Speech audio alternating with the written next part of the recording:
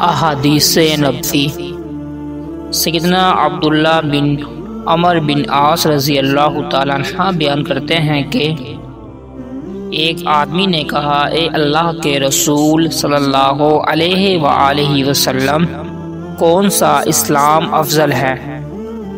آپ صلی اللہ علیہ وآلہ وسلم نے فرمایا، وہ مسلمان کے جس کی زبان اور ہاتھ سے دوسرے مسلمان محفوظ اور سالم رہیں۔ مسند احمد حدیث نمبر 98۔ سیدنا جابر بن عبداللہ رضی اللہ تعالیٰ عنہ نے بھی نبی کریم صلی اللہ علیہ وآلہ وسلم سے اسی طرح کی احادیث بیان کی ہے۔